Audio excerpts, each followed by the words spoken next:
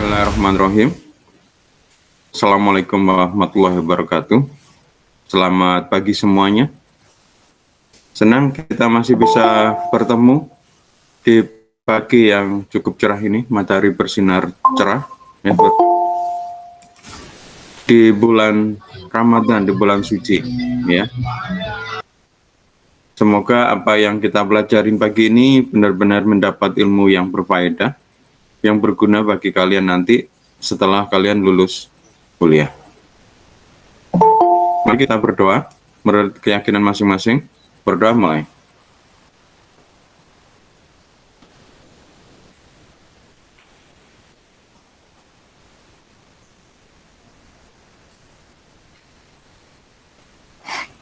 Selesai. Sebelum kita mulai, mungkin ada yang mau ditanyakan terkait dengan materi pertemuan-pertemuan sebelumnya.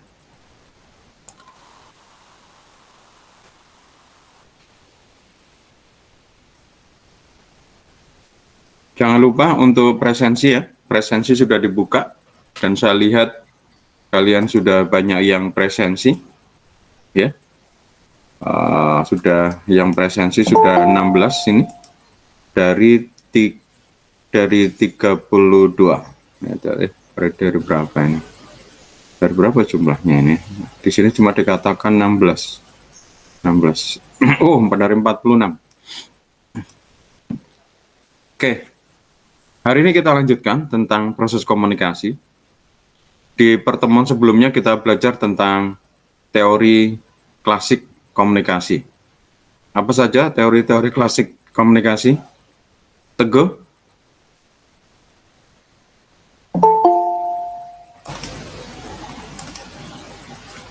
Teguh Danujaya? Lu kok Teguh ditanyain malah keluar?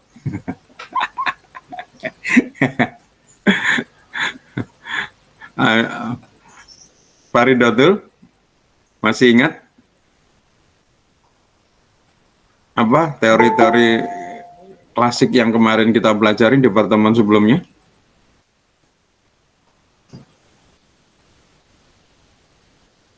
Jangan live ya. Ditanyain nanti live malahan. Pratna, masih ingat pertemuan kemarin? Apa saja teori-teori klasik di komunikasi massa?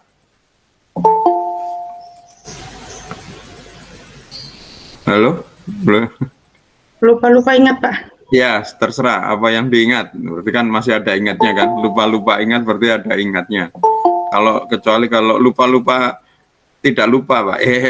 Lupa-lupa. Wah, ini kalau lupa-lupa berarti lupa semua ini.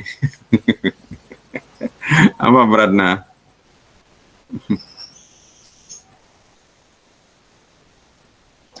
Yang penyampaian pesan terus apa itu apa bukan, Pak? Yang di pertemuan sebelumnya. Ya, hari ini kita melanjutkan tentang pertemuan sebelumnya. Pertemuan sebelumnya kita belajar tentang teori-teori klasik, ya. Teori-teori yang cukup terkenal lah istilahnya ya. Makanya ada yang namakan teori klasik karena sering dengar dan itu banyak dikutip, banyak disampaikan karena masih relevan, masih banyak dibicarakan untuk membahas fenomena-fenomena komunikasi saat ini ya. Lah, kemarin sudah saya jelaskan beberapa. Nah, salah satunya coba mungkin mau disampaikan satu, silakan Pratna.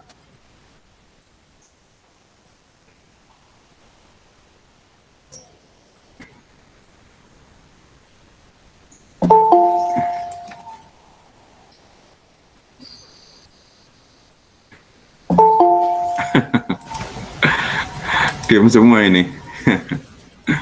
Siapa yang bisa? Daniel? Daniel, kemarin hadir kan? Atau kemarin absen? Hadir, Pak, hadir.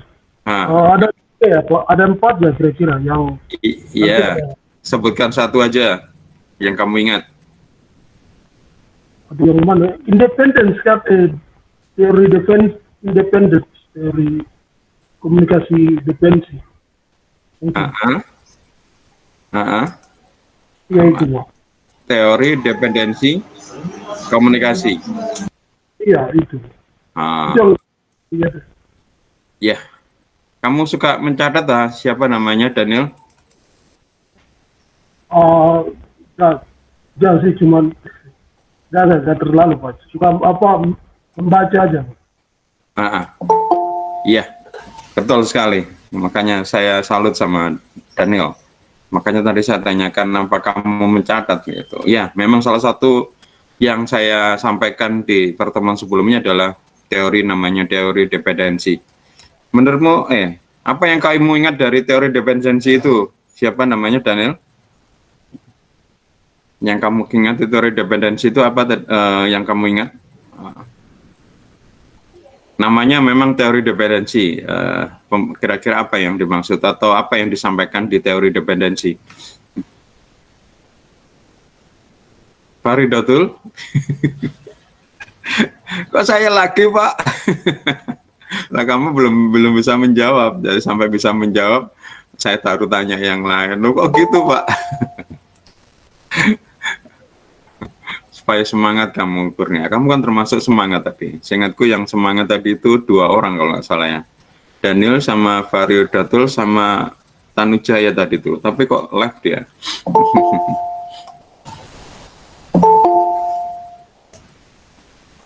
Ya, lupa ya Daniel ya. Oke, mungkin yang lain mungkin mau menyampaikan di dalam pertemuan sebelumnya.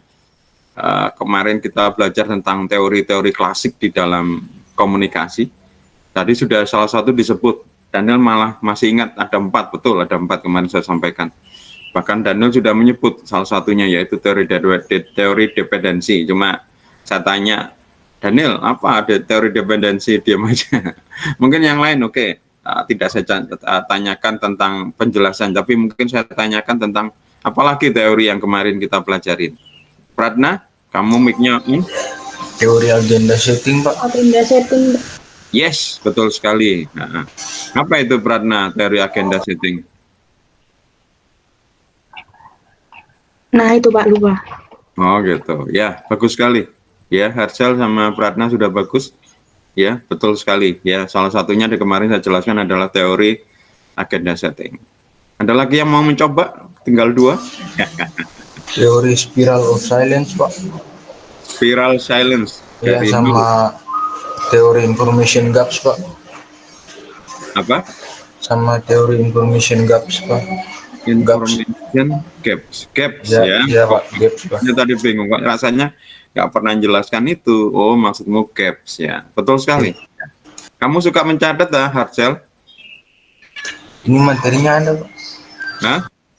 Ini materinya ada Bapak share di grup itu, Pak. Di grup. Oh gitu. Kamu masih itu apa? Nggak ngapusin apa yang disampaikan di grup. Biasanya kan setelah selesai dihapus gitu. Enggak kok, Pak. Masih ada. Tapi nggak mau dicatat kamu berarti cuma disimpan aja. Iya, Pak. Sambil dibaca-baca, Pak.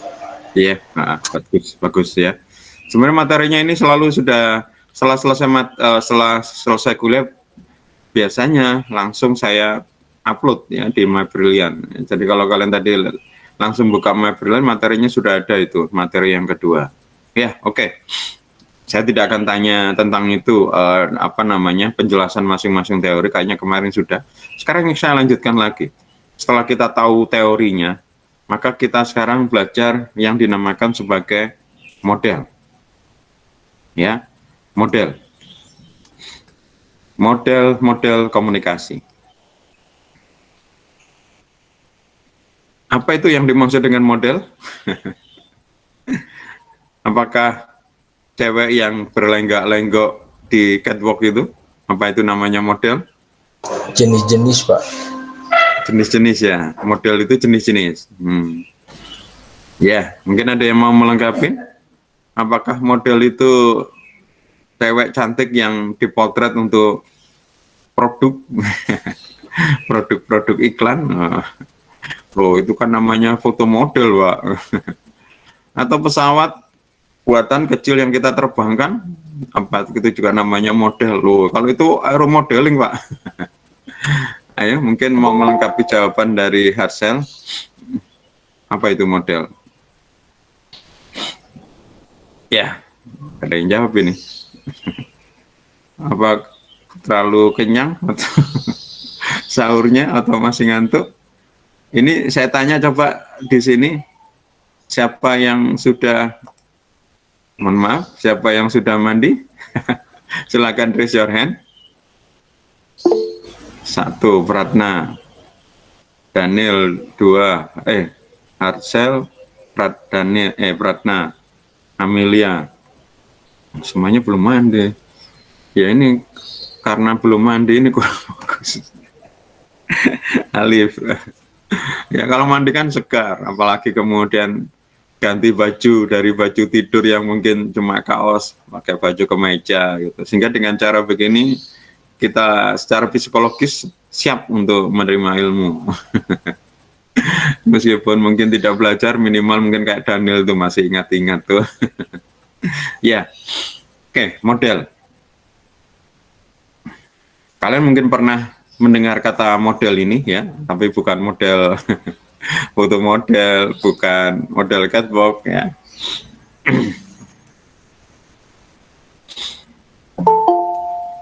Ya, mungkin kalian pernah yang ikut mata kuliah teori periklanan ya, mungkin pernah saya sampaikan tentang model. Masih ingat kan model proses komunikasi periklanan? Ada yang masih ingat apa saja itu model komunikasi periklanan? AIDA Pak, AIDA.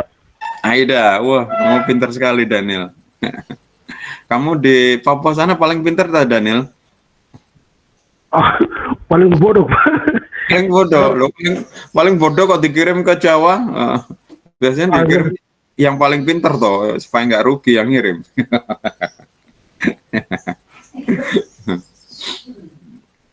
Ya, betul sekali ya. Mungkin ketika saya menjelaskan tentang model gitu, kalian mungkin pernah ingat yaitu saat kita belajar teori periklanan yaitu model proses komunikasi periklanan ya. Seperti yang sudah disampaikan sama Daniel tadi, ada model AIDA ya. Model AIDA itu seperti searah ya, seperti panah gitu, berjalan mulai dari attention, interest, desire, action ya kan, kayak gitu ya. Kemudian ada model AITA. Ini dikembangkan oleh sosiolog namanya Everett Rogers ya. Awareness, interest, evaluation, trial, adoption, berjalan ya. Berjalan tetap searah ya.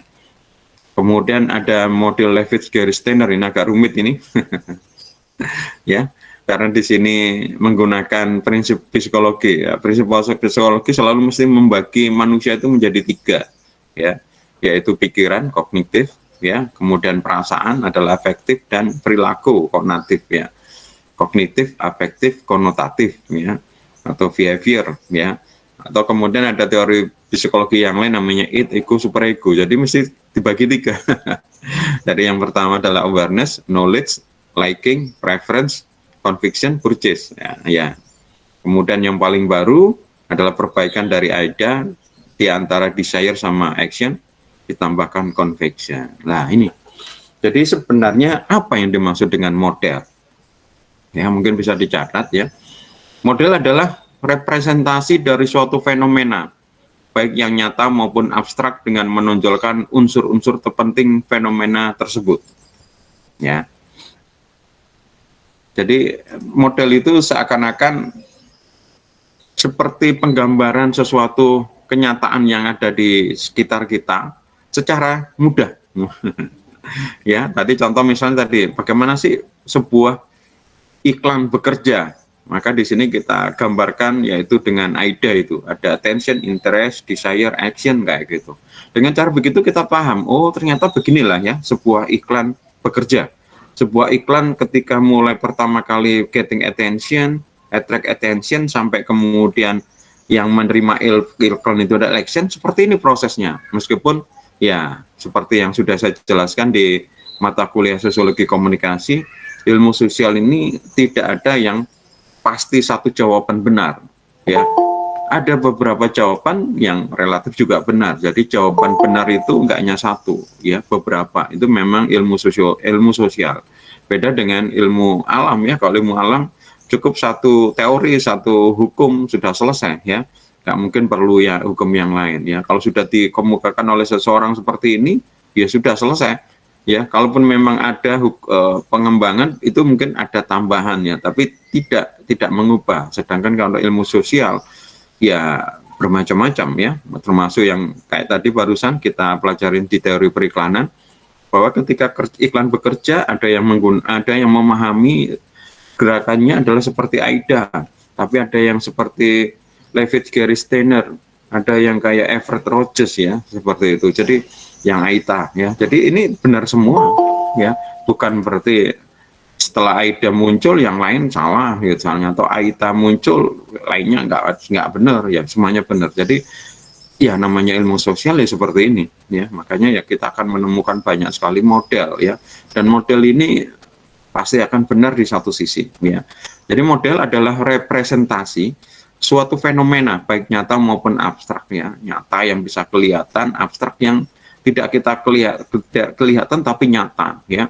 Kemudian menonjolkan unsur-unsur terpenting dalam fenomena tersebut ya. Ini adalah di dalam bukunya Deddy Mulyana ya, seorang dosen komunikasi Universitas Pajajaran. Ini dosen saya ini dosen S2 saya ya. Atau model adalah model adalah suatu gambaran ya yang sistematik dan abstrak, di mana menggambarkan potensi-potensi tertentu yang berkaitan dengan berbagai aspek dari sebuah proses ya. Kadang-kadang kita masih belum paham bagaimana sih ketika sesuatu itu bekerja. Maka kalau kita lihat di media massa, meskipun berita itu disampaikan dengan misalnya di televisi ya, sudah jelas gitu, tapi kadang-kadang beritanya itu pun masih disampaikan dengan sebuah model ya, dengan sebuah model itu biasanya kayak animasi ya. Contoh misalnya ketika ada berita pesawat jatuh ya, meskipun kita diberi gambar-gambaran ada pesawat jatuh gini-gini semuanya, tapi masih belum belum jelas bagaimana sih kejadiannya. Nah, kadang-kadang ada televisi yang kemudian membuat modelnya ya, ketika pesawat itu tinggal landap itu ada datanya, kilometer berapa, kecepatan berapa menit dari take off, kemudian hilang misalnya, sehingga kita paham ya. Apalagi kalau di media massa yang cetak itu seperti koran ya, ketika ada berita kecelakaan itu, meskipun orangnya seakan-akan menggambarkan bagaimana proses kecelakaan itu terjadi, tapi seakan-akan digambarkan seperti kayak modelnya ya. Misalnya bis ke sini, terus ada bis yang lain, ada sepeda motor, ditulisin nomor 1, kemudian nomor 2 seperti ini nyalip, nomor 3 seperti ini, kayak gitu ya. Sehingga dari situ kita lebih memahami sama ya. Ilmu pengetahuan pun juga perlu untuk model supaya kita bisa memahami sebuah fenomena atau memahami sebuah proses ya, seperti yang kita sudah mempelajari yaitu di waktu teori periklanan itu. Model juga cara untuk menunjukkan sebuah objek di mana di dalamnya dijelaskan kompleksitas suatu proses pemikiran dan hubungan antara unsur-unsur yang mendukung ya. Jadi model itu pasti kalau kita belajar pasti ini ya, khususnya ilmu-ilmu sosial ya. Di ilmu apapun, di ilmu sosial pasti kita akan ketemu beberapa model. Di teori periklanan sudah saya kenalkan model proses komunikasi periklanan ya, apalagi di komunikasi ya. Banyak itu model-model ya. Nah, kalau model komunikasi ya, sebenarnya model ini hampir pada dasarnya semua ya, termasuk juga mungkin di IPA juga ada model juga ya. Tapi di model komunikasi menurut Sereno dan Mortensen adalah suatu model komunikasi merupakan deskripsi ideal mengenai apa yang dibutuhkan untuk terjadinya komunikasi. Kemarin kita sudah belajar tentang apa yang dimaksud dengan komunikasi, termasuk unsur-unsur komunikasi. Mungkin kita berhenti sebentar. Pak Yusuf kok sering berhenti Pak Yusuf ya, supaya nggak terlalu macet, tapi kemudian yang dulu lupa. Oke. Apa yang dimaksud dengan komunikasi sih? Nah, kita mulai lagi dari siapa? Faridatul lagi. Ya Faridatul, kamu kan belum bisa menjawab. Enggak Faridatul, wes enggak. Saya lagi Pak. Ya, ya, ya. Nanti saya nggak ini loh Pak, telat aja kalau begitu Pak. Enggak. Oke. Apa yang dimaksud dengan komunikasi Aurora Safira?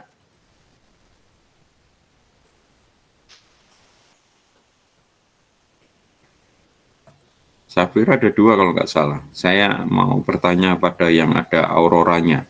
Sehingga saya Safira ada dua. Aurora Safira, panggilannya siapa ini? Safira atau Aurora?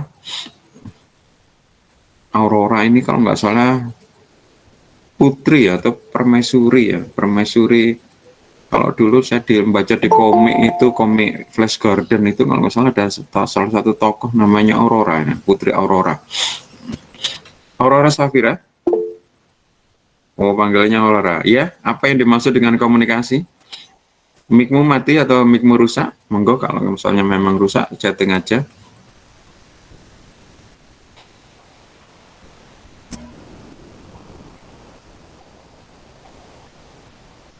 Halo? Nggak dilanjutkan. Titama? Titama Melisa? Apa panggilannya? Titama atau Melisa?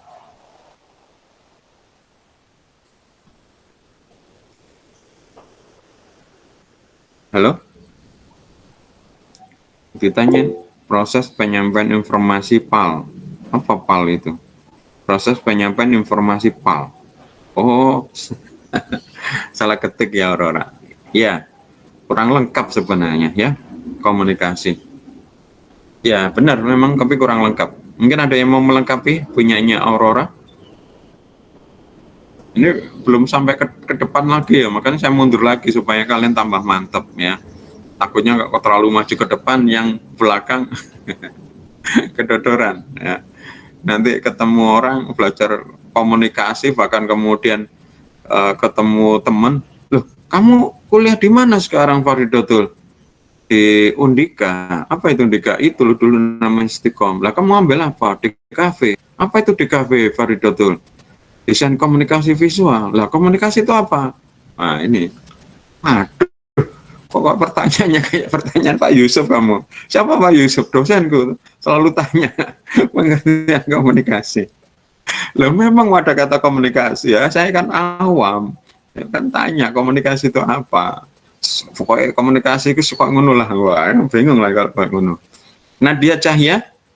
Nadia Cahya? Apa itu komunikasi? Kan kalian mahasiswa di KV, mahasiswa komunikasi. Nadia Cahya? Nah, Nadia? Ini kok login nggak bersuara ini. Lupa Yusuf kok tanyain cewek-cewek toh sih? Oh iya, tadi Daniel Harsel tadi jawab. Oke, saya tanyain sama Fatwaldi aja. Wah ini. Fatwaldi, kenapa kamu terlambat join?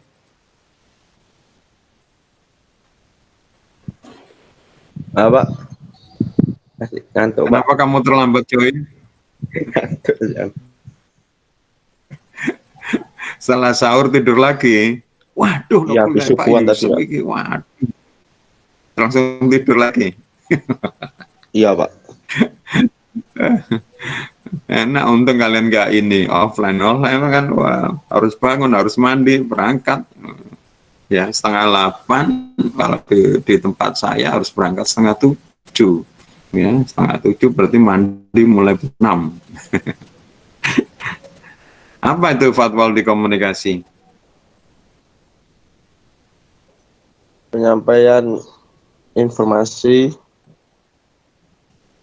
yang ada komunikan sama Mau pertanyaan ini komunikasi kok jawabannya masih ada komunikasi lagi di dalamnya.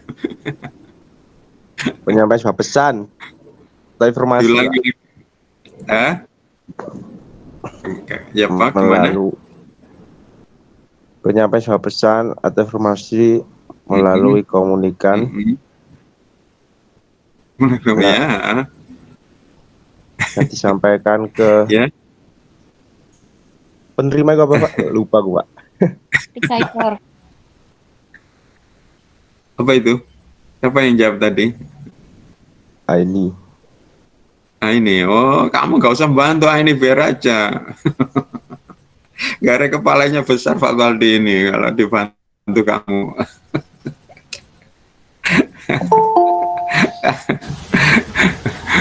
Apa teruskan Pak Valdi? Pak Yusuf kok tertawa terus ya? Ya itu Pak, Iya itu apa? lupa aku Pak yang menerima Apa ya itu apa? menerima informasinya tuh namanya. Kamu tadi sudah menyebut komun gitu loh tadi. Ya komunikan sama apa yang lupa aku Pak. Padahal dasar sekali ini. Justru kebalik, komunikan itu yang menerima pesan. Penyampai pesan namanya bahasa Inggris itu loh. Kalau bahasa Inggris kan bisa ditambahi OR toh. Ya, misalnya navigation, pelakunya siapa namanya? Navigator, ya kan? Siapa lagi yang biasa ditambahi? Communication berarti harusnya communicator. Nah, itu. Anaknya sudah benar. Ya, jadi komunikasi adalah proses penyampaian pesan yang disampaikan oleh komunikator kepada komunikan melalui medium untuk mendapatkan efek. Nah, berarti kalau sudah jawaban seperti itu, sebenarnya kalian sudah tahu unsur-unsur di dalam komunikasi. Coba mungkin bisa disebutkan, tadi kan sudah dijelaskan sebenarnya, sudah kita sampaikan tadi. Apa itu unsur-unsur di dalam komunikasi, Belia Yunitasari? Belia? Belia sudah bangun Pak. kan? Sudah, Pak. Ya, apa berarti unsur-unsurnya?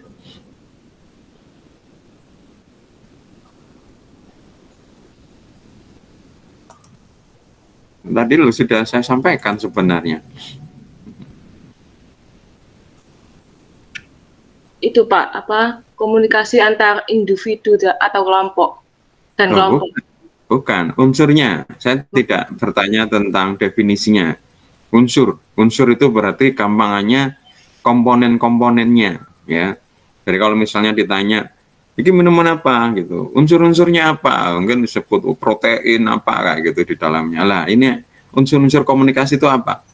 Nanti sebenarnya sudah ada di dalam pengertian tentang komunikasi. Maka sebenarnya komunikasi ini gampang sebenarnya, gampang mengamami. Karena sebenarnya ya di dalam penjelasan itu pun juga sebenarnya sudah ada unsurnya.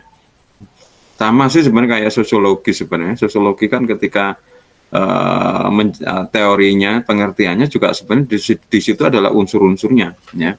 Apa sih ilmu sosiologi? Sosiologi adalah ilmu yang mempelajari tentang struktur, fungsi, atau proses, dan perubahan atau dampaknya. Berarti unsurnya ada 3, struktur, fungsi, perubahan. Ya kan? Nah tadi sudah disampaikan ini sama Fatwali dan sudah saya lengkapin. Ilmu komunikasi adalah ilmu yang mempelajari tentang penyampaian pesan oleh komunikator kepada komunikan melalui medium untuk berharap suatu efek. Maka unsur-unsurnya ya 1 komunikator, 2 adalah pesan, kemudian 3 adalah medium, ya, atau saluran, kemudian yang keempat adalah komunikan, kelima adalah efek, ya, gitu. Ini unsurnya, ya. Ditambahin lagi si komunikator ini menyampaikan informasi dari mana sih? Dari source, jadi 6, ya. Biasanya ini sudah cukup, ya. Tapi kalau misalnya mau ditambahkan lagi, si komunikan ini kadang-kadang bertindak menjawab, ya, merespon, ya. Nah, respon ini namanya feedback, ya, feedback. Karena sebenarnya feedback ini sebenarnya prosesnya juga sama. Jadi komunikan menjadi komunikator, menyampaikan pesan lewat medium, ya. Kemudian kepada komunikannya adalah komunikator. Jadi kadang-kadang cukup di sini. Cuma kalau mau digambarkan lebih lengkap, di situ ada feedback, ya. Lah, ketika pesan menyampaikan, ketika ada unsurnya ini, ya, tambahnya, ya. Jadi ya memang boleh ditambahkan feedback. Terus kemudian penyampaian informasi lewat medium kadang-kadang ada gangguan, itu namanya noise. Jadi itu adalah unsur-unsur komunikasi. Sumber, source, komunikator, kemudian message, medium, noise, ya, noise, kemudian komunikan, efek, feedback. Ada 8. Ya, oke. Ya, kita lanjutkan. Ya. Jadi model komunikasi adalah deskripsi ideal untuk mengenai apa yang dibutuhkan terjadinya komunikasi. Ya.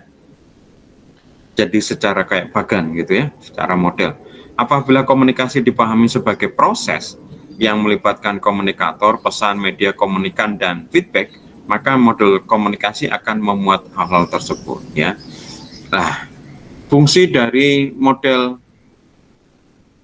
komunikasi secara umum, yang pertama adalah mengorganisasikan ya, mengetahui ada kemiripan data dan hubungan yang tadinya tidak teramati ya, jadi dibuat dibuat secara simpel sehingga kemudian dari situ kemudian terjadi hubungan ya, ada unsur-unsurnya di dalamnya yang mungkin kalau yang bisa kita amatin ya mungkin tak teramatin. Nah, kalau dilihat seperti baru kemudian ketahuan. Misalnya contoh, ini loh, kalau kita komunikasi kadang-kadang tidak sampai pesannya, karena kadang-kadang kayak kita ini kuliah daring ini kadang-kadang putus ya, putus-putus suara saya. Lah, ini berarti bisa dinamakan sebagai gangguan namanya noise ya. Kalau dibuat seperti model, kita kemudian paham, oh iya ya kayak gitu.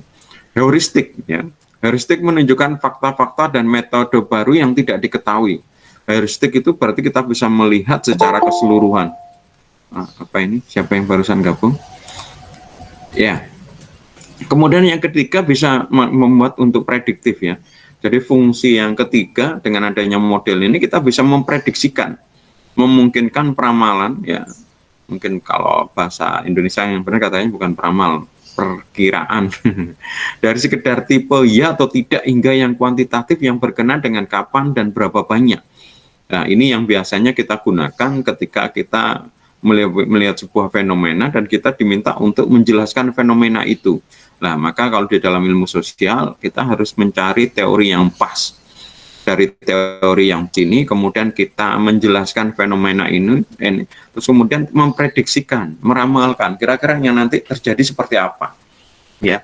Jadi hampir sama sih sebenarnya dengan teori-teori ilmu alam.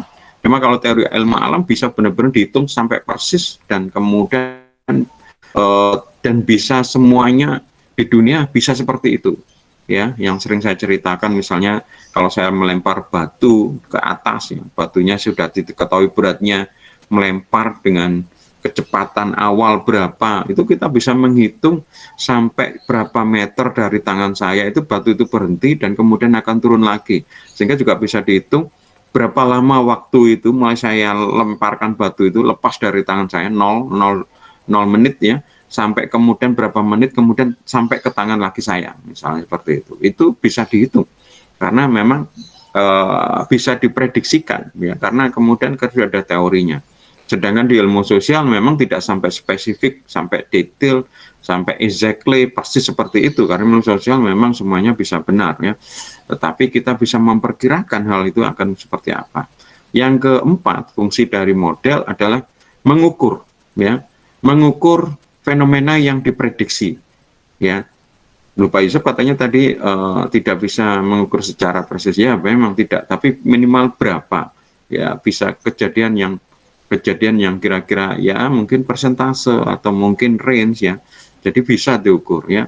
Contoh misalnya kemarin beberapa waktu yang lalu ada gempa ya di kita ya, di tempat kita, kemudian banyak yang kemudian men-share berita dari BMKG. Nah, BMKG di situ bahkan sudah mengetahui datanya ya, gempa tadi itu kekuatannya berapa. Kalau gempa skalanya satuannya adalah Richter ya, berapa Richter, 6,5 kalau nggak salah ya.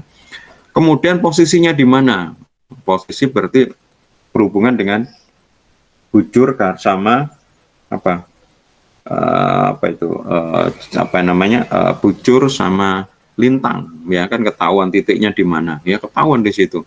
Berarti kita ketahuan dari pantai yang paling selatan sendiri berapa kilometer. Jadi kalau dari Surabaya berapa kilometer. Bahkan kemudian di dalam yang dibagikan sama orang-orang itu di grup-grup itu, bahkan kemudian dia ada pernyataan dari BMKG, tidak ada gempa, tidak ada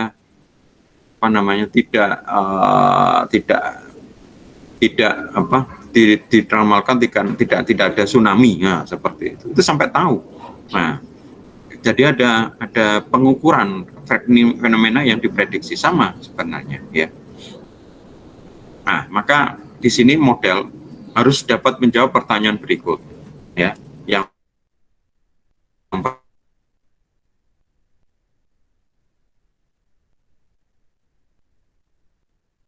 pertama, berapa banyak bahan yang diorganisasikan dan seberapa efektif, ya.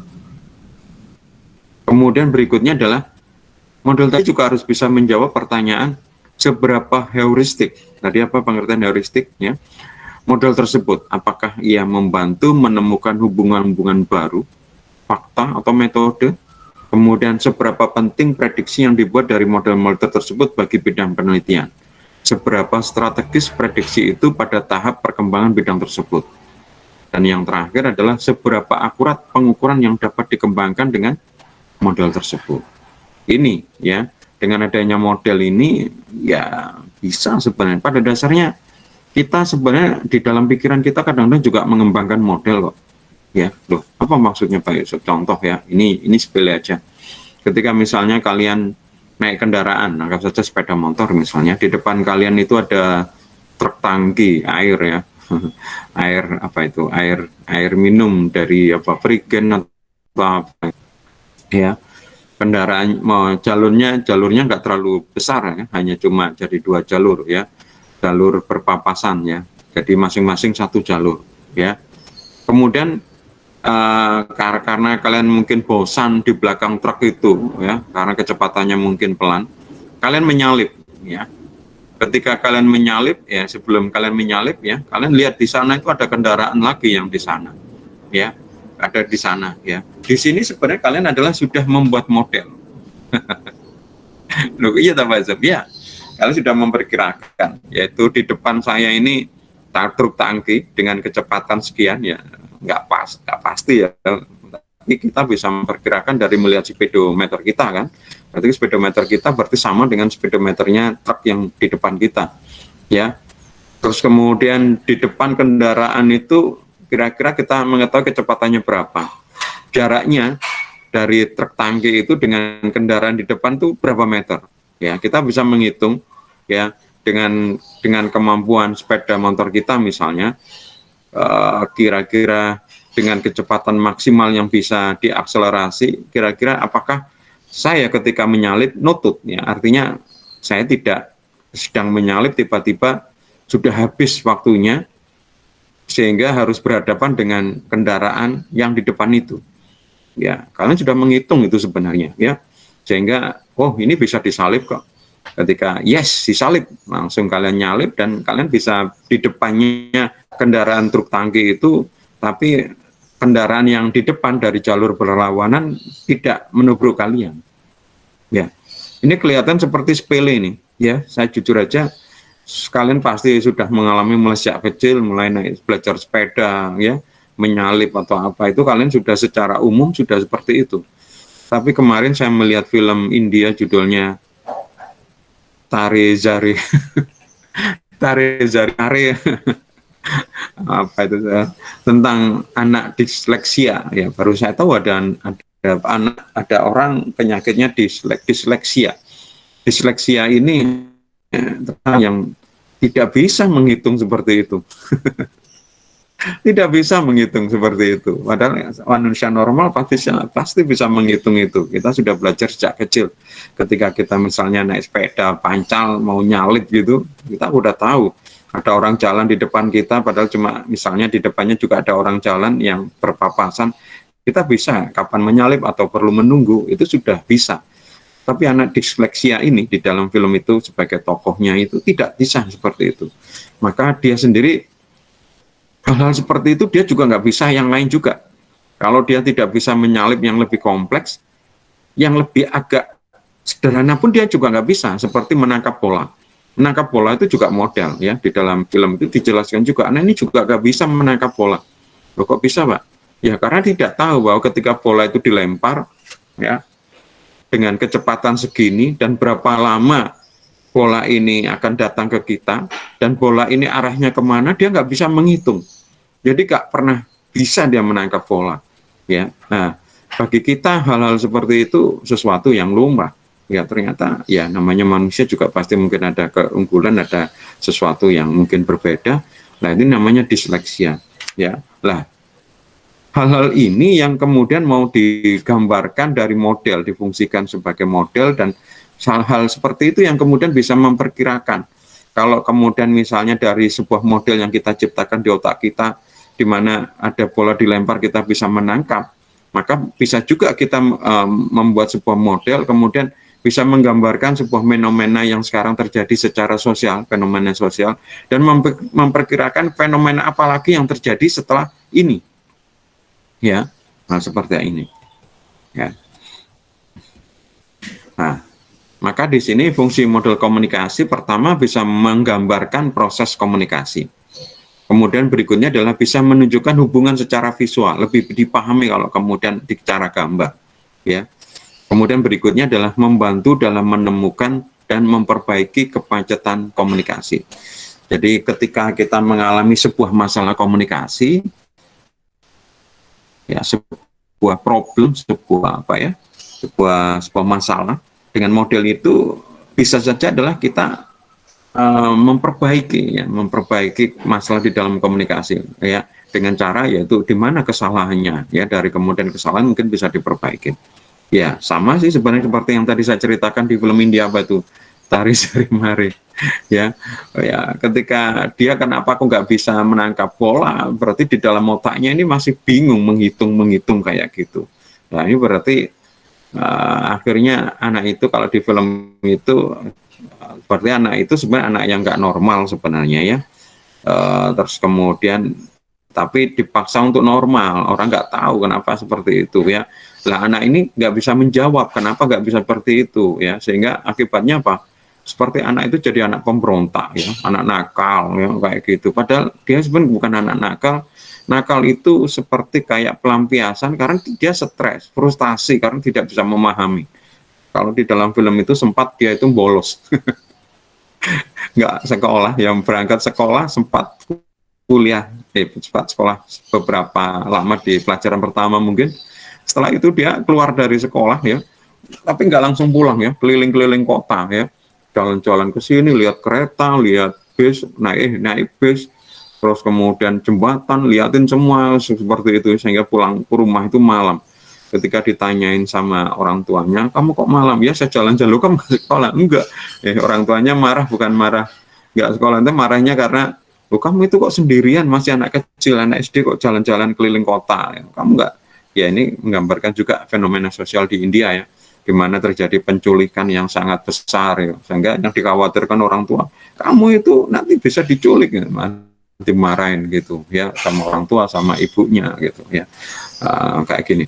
Nah ini ya kadang-kadang kita melihat sesuatu masalah itu hanya melihat efek, melihat dampak, tapi tidak melihat sebab, hanya dilihat akibat. Padahal akibat itu adalah pasti dari sebab. Nah di model ini kita tahu mana yang jadi sebab, mana jadi akibat. Maka kita tidak mengobati yang akibat, kita harus mengobati yang sebab. Kalau sebab diperbaiki, akibat itu pasti berbeda. Jadi contoh misalnya kita sakit kepala, ya sakit kepala itu adalah akibat. Kalau kemudian sakit kepala dikurangi rasa sakitnya, ya tapi itu nggak akan sembuh. Oke, mungkin waktu minum obat untuk penghilang rasa sakit kepala, ya kita nggak sakit kepala, tapi ketika obatnya itu khasiatnya habis, ya kepalanya sakit lagi. Karena nggak tahu sebab. Nah, maka harusnya kita harus nyari sebab. Kamu sakit kepala karena apa? Ya, saya dulu ikut PMR, ya, ikut PMR waktu SMP, ya. Apa itu PMR Pak Yusuf? PMR itu Palang Merah Remaja, ya.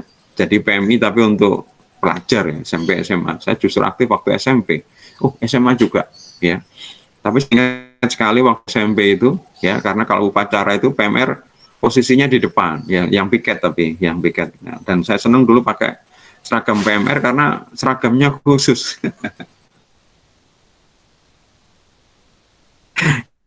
Kalau lainnya seragam biasa gitu, nama sekolah, terus kemudian kelas ya, terus kemudian nama. Kalau sekarang ada benderanya. Kalau saya dulu sebelah kanan itu logo PMI yang pelang merah itu dengan background putih.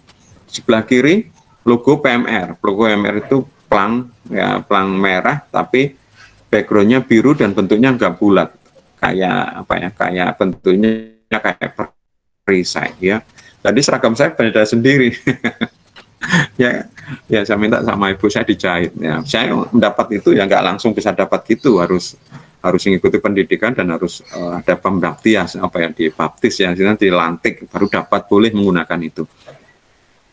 Nah, salah satu yang dulu saya ingat sekali ya, ketika misalnya ada anak yang misalnya merasa pusing apa ya, ketika upacara gitu ya, pusing gitu, gliyang-gliyang gitu ya. Ya, kita kemudian kamu pusing kan kelihatan ya, berdirinya nggak kencang ya, agak goyang-goyang gitu ya. Kita udah datangi, kamu pusing gitu. Ya, kita bawa pinggir gitu. Nah, kalau dari buku panduan PMR itu sebenarnya sederhana kok. Pertanyaan yang diajukan, sudah sarapan belum? Jadi saya, oh ini kamu beri obat ini gitu ya. Bukan untuk menghilangkan sakit, itu bukan. Ini obatnya sakit kepalamu supaya enggak. Pertanyaannya, sudah sarapan belum? Belum. Ya, mari kita sarapan dulu. Ini ada kue. Setelah dimakan sembuh. Nanti pusing itu karena perut kosong.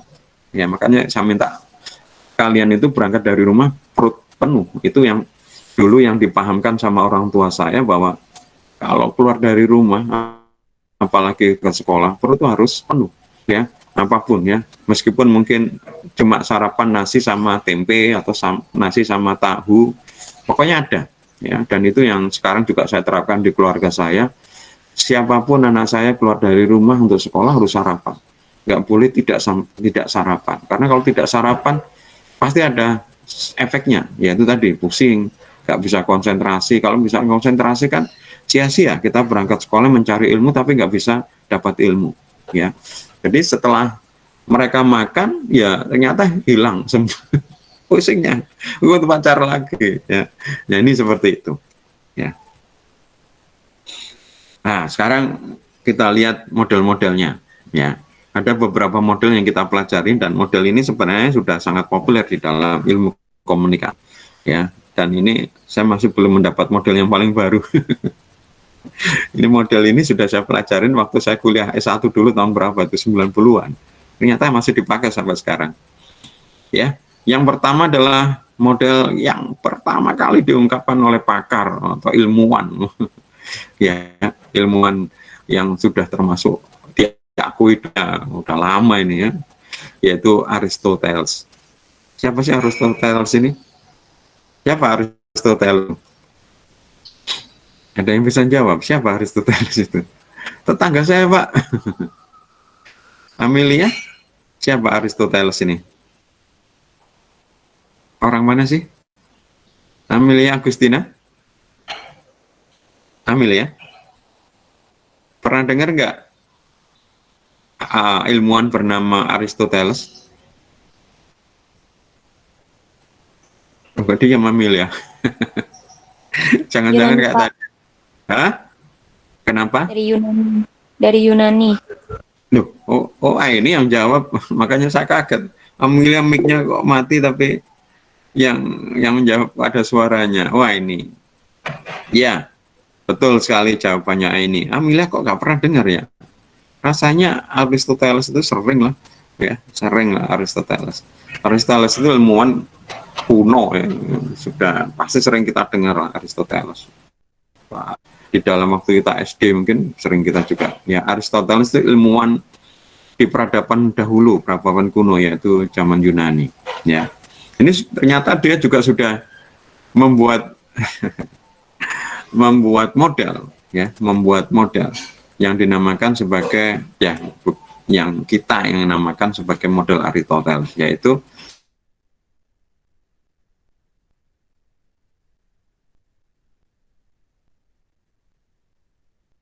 pembicara del Aristoteles ini adalah komunikasi retoris yang saat ini dikenal sebagai komunikasi publik atau public speaking atau pidato ya. Jadi pembicara, pesan yang disampaikan, terus kemudian men-setting pendengar ya. Men-setting pendengar itu menginginkan pendengar itu seperti kayak kita inginkan apa ya, pendengar seperti para yang mendengarkan pesan kita itu berubah atau melakukan apa yang kita inginkan, ya.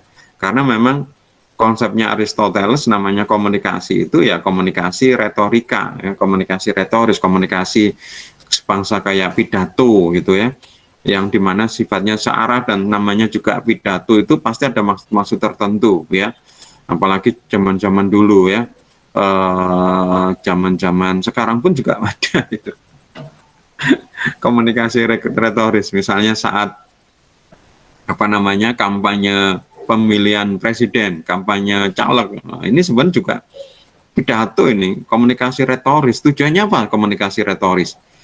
Supaya orang-orang yang mendengar pidato saya apa? Mencoblos.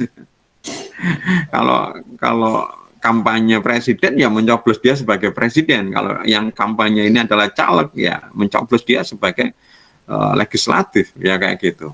Ya, jadi ini yang memang paling gampang, paling sederhana, yaitu model Aristoteles, karena memang komunikasi pada waktu itu yang kelihatan adalah lebih banyak adalah komunikasi retorika, yang sifatnya adalah menggerakkan seseorang. Ya.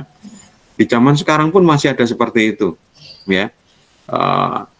Apalagi zaman dulu, di zamannya Perang Dunia Kedua, ada tokoh retorika yang keren banget menurut saya, secara komunikasi loh ya, yaitu adalah Hitler. Ya. Hitler itu kalau pidato, bisa menggerakkan yang mendengarkan untuk melakukan apa yang diinginkan ya. Di Indonesia sendiri juga ada ya, ada siapa namanya Presiden Soekarno ya, pidato-pidatonya kalau mendengarkan itu wah jadi tergerakkan. Ada lagi orang Surabaya yang sekarang jadi nama jalan Bung Tomo ya, itu nggak ada pertanyaan. Ada pertanyaan enggak? Bukan, omongan yang disampaikan sifatnya retorika. Arek Surabaya, jangan kita menyerah.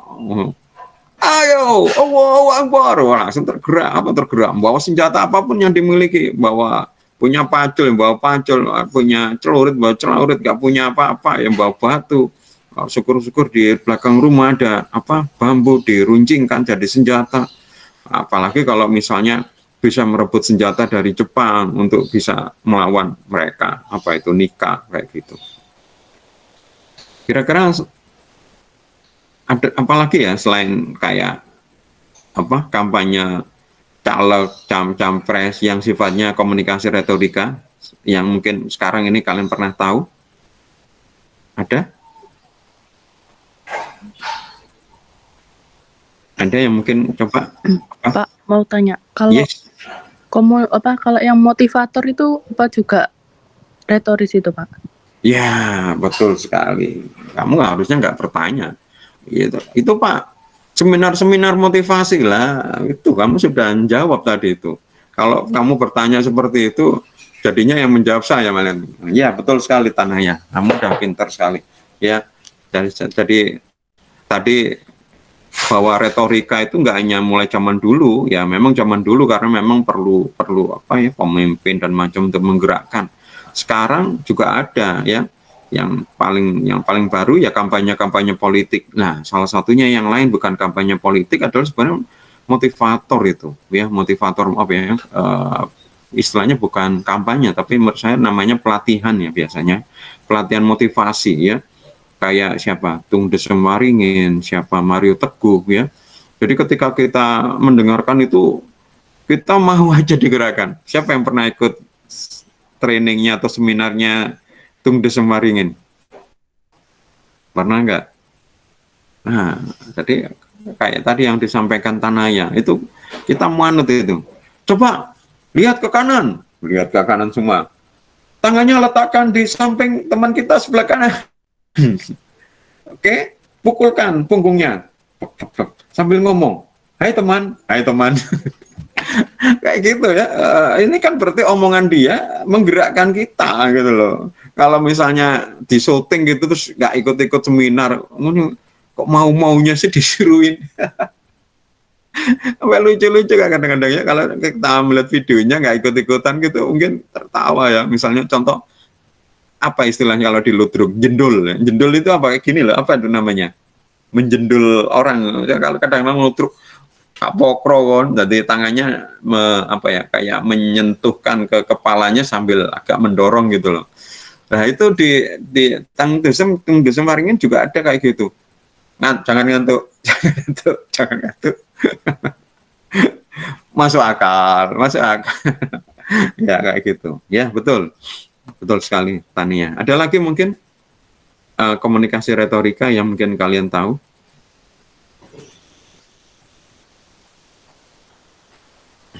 Banyak Kajian itu termasuk nggak, Pak? pengajian. Kajian. Kajian. Ya, Iya. kayak pengajian ya berarti ya. Kayak pengajian. Ya, bisa.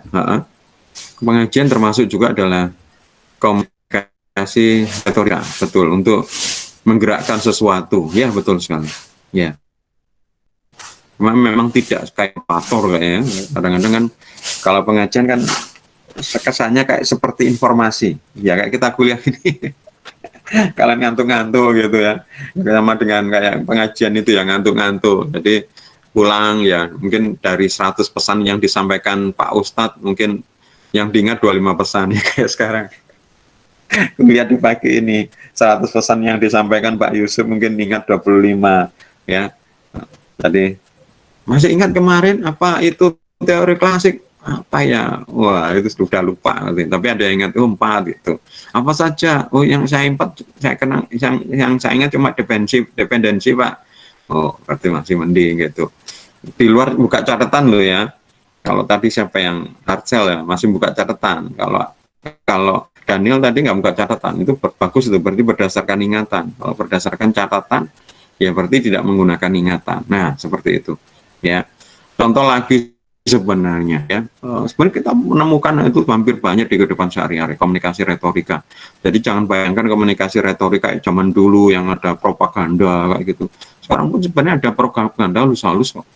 Ya contoh misalnya kita ke pasar gitu, ada orang yang teriak-teriak gitu ya, nah yang anak saya yang anak, itu sebenarnya juga propaganda itu. Komunikasi retorika itu kita dipaksa apa? Membeli produknya. Ya, oke. Ini adalah model Aristoteles. Ya. Berikutnya, nah, ini model yang terkenal ini, ya. Dan ini yang saya kemudian paling hafal ini, ya. Jadi kalau saya menjawab tentang apa yang dimaksud dengan komunikasi, saya biasanya menjawab dengan menggunakan jawaban dari model Lasswell. Lasswell ini nama lengkapnya Harold Lasswell, ya. Harold Lasswell, ya. Jadi kalau diterjemahkan seperti ini nggak asik sebenarnya ya. Kalau aslinya, dalam kalimat aslinya lebih enak ya, karena dia menjelaskan komunikasi dengan menggunakan bahasa Inggris dengan menggunakan kata tanya. Ya, kata tanya dalam bahasa Inggris apa? What, why, when, where, who, how. Nah, itu dipakai semua. Ya. Jadi kalau di model Lasswell itu dibuat kalimat who says what in which channel to whom with what effect. Who says, ya, who berarti komunikator, says what, ya, who pertama komunikator, says what mengatakan apa, to whom, ya, in which channel, ya, in which channel, ya, melalui apa, to whom, ya, kepada siapa, with what effect. Nah, ini kalau diterjemahkan jadinya begini, nggak bisa dihafal. Kalau pakai bahasa Inggris, semua menggunakan kalimat menggunakan kata tanya, ya. Who says what in which channel to whom with what effect, ya, gampang kan? Jadi itu yang sampai sekarang pelajaran waktu saya kuliah S1 karena mungkin saya sudah sarapan ya, model proses komunikasi periklan, model komunikasi itu sampai ingat itu model Lasswell itu, ya. Padahal saya kayak gini kadang-kadang ya nggak belajar, sudah hafal sejak waktu dulu kuliah S1, ya, karena memang ya mungkin itu perut penuh sih nggak hafal ya. Who says what in the channel to whom with what effect, ya, model Lasswell, ya. Lasswell melihat bahwa suatu proses komunikasi selalu mempunyai efek, pengaruh, ya. Tentu komunikasi memang dimaksudkan untuk memiliki pengaruh, ya. Ya, tentu ini siapapun kepinginnya punya pengaruh. Karena ketika komunikasi dilakukan pada dasarnya adalah komunikator itu berharap sesuatu terhadap apa yang dilakukannya, ya, siapapun, ya. Kalian minta duit ke orang tua, terjadi komunikasi, tujuannya apa? Ya dapat duit, ya. Bisa saja meskipun nggak dapat duit, ya nasib gitu. Ya, saya mengajar di kelas ini, harapannya saya adalah menyampaikan ilmu. Nah, ini juga adalah tujuan, ya. Dan semuanya, apalagi kayak tadi itu proses komunikasi retoris, ya, pinginnya termasuk kampanye, orang jualan, ya, semuanya seperti itu, ya. Jadi pertama harus ada efek, ya, ada keinginan, ada maksud, ya. Kemudian kedua adalah model Lasswell banyak mendorong, ya, menstimuli itu mendorong, ya, riset komunikasi massa dan komunikasi politik. Dari apa yang disampaikan Lasswell ini ternyata kemudian menimbulkan penelitian-penelitian lain, yaitu penelitian komunikasi lewat media massa yang dinamakan komunikasi massa, mass communication, dan komunikasi politik, ya, komunikasi politik, ya, kayak yang tadi itu, caleg itu komunikasi politik. Kemudian yang ketiga adalah kritik yang paling mendasar terhadap model Lasswell ini adalah terlalu menekankan efek, ya, pengaruh tanpa memperhatikan atau mengabaikan umpan balik. Betul. Ya, jadi dari model ini kesannya memang searah, ya. Tadi yang kalau nggak salah disampaikan sama ini, feedback itu nggak ada di sini. Karena kalimatnya seperti itu, khusus buat in which channel to whom with what effect, selesai, searah gitu. Artinya nggak memperhatikan ada umpan balik, artinya komunikan bisa berfungsi sebagai komunikator, menyampaikan pesan lagi kepada komunikator. Enggak, ya. Karena memang mungkin komunikasi yang dipelajarin atau yang dijadikan model Lasswell ini mungkin sama dengan komunikasi yang ketika si Aristoteles mempelajari, yaitu komunikasi retoris, ya, komunikasi searah, ya, ya kayak apa tadi itu kampanye politik, kemudian ustadz gitu, ya. Tapi kadang-kadang ustadz sendiri memberi kesempatan tanya, nggak ada yang tanya kok. Siapa yang bertanya? Nggak ada. Ya, saya juga begitu, ya. Makanya kenapa kok saya kadang-kadang sering berhenti gitu, ya. Saya kepinginnya dapat umpan balik, ya, ingin dapat feedback dari kalian. Tapi kalian kadang-kadang enggak, ya, enggak seperti itu, ya. Dan selalu pasti di ujung kuliah pasti saya akan tanya, ada pertanyaan enggak? Gitu, ya. Bahkan sebelum memulai kuliah, sejak saya mulai mengajar, saya punya kebiasaan selalu bertanya. Kemarin ada yang belum jelas nggak? Berarti pertemuan yang sebelumnya saya beri kesempatan. Padahal di pertemuan sebelumnya biasanya di ujung kuliah saya selalu bertanya siapa yang belum jelas. Ya, nanti itu pun nanti ketika mulai kuliah saya tanya lagi. Yang kemarin ada yang belum jelas nggak? Nah, kayak gitu. Ya, ini sebenarnya saya berharap feedback. Ya, berharap feedback supaya kalian bertanya, memberikan komunikasi lagi ke saya, gitu, ya. Dan saya berhenti sering-sering itu memberikan pertanyaan itu saya juga memaksa kalian untuk memberikan feedback. Ya, kalau pengajian nggak mungkin ada pertanyaan-tanya gitu, ya. Kalau islara selesai, ada pertanyaan, kalau nggak ada ya tutup dengan doa. Kalau saya kan masih berhenti supaya apa? Mundur lagi ke belakang, menanyakan yang dulu atau apa, supaya benar-benar ilmu ini benar-benar mantep di otak kalian, ya. Memang ada beberapa cara dosen untuk mengajar, tapi saya suka mengajar seperti ini supaya apa? Kalian diajak untuk berpikir, untuk menantang. Kalau cuma hanya mendengar, jadinya boring. Nah, harusnya kalau kalian mau, ya itu tadi, mandi, ya, pakai baju yang berbeda dengan baju misalnya kemeja, duduk di meja, sudah siap, ya. Itu yang saya lakukan sampai sekarang, bahkan seperti yang dikatakan sama Aini di pengajian kajian, ya. Saya juga begitu, saya duduk di depan, saya mendengarkan apa yang diomongkan Ustadz dan mencatat bila mana perlu, dan saya akan bertanya. Bapak Yusuf kan bisa bertanya setelah selesai pengajian itu. Iya, dan saya biasanya posisinya di depan, jadi kalau misalnya selesai kan dia masih beres-beres, saya juga beres-beres, saya bisa datang, Pak Ustadz, yang tadi itu dijelaskan tuh begini, saya juga nggak mau kayak gitu, bukan mau gaya atau apa, tapi saya kepingin pertanyaan yang saya ajukan, itu mungkin juga pertanyaan yang ingin diajukan orang lain, tapi malu. Jawaban yang juga dibutuhkan yang lain. Kalau saya bertanya secara pribadi gitu, itu menurut saya selfish, apa namanya, egois. Saya hanya ingin dapat untuk saya sendiri gitu, atau saya ingin menunjukkan saya dekat dengan Ustadz. Enggak, saya kepingin tanya. Dan jawaban itu bisa disampaikan, bisa didengar lain-lain. Makanya saya sering mendorong teman-teman di grup ya, ketika ada pertanyaan tanya secara pribadi, saya bilang, coba kamu tanya di grup, jawabanmu itu mungkin berguna untuk yang lain gitu ya. Kalaupun misalnya itu jadi tambahan informasi yang lain, itu biasakan. Dan dengan apa yang dilakukan itu, kalau Yusuf iku yo apa jenenge pamer mungkin menonjol, gak usah mikir kayak gitulah. Itu yang tahu bahwa niat itu ya kita, tujuan kita tadi itu.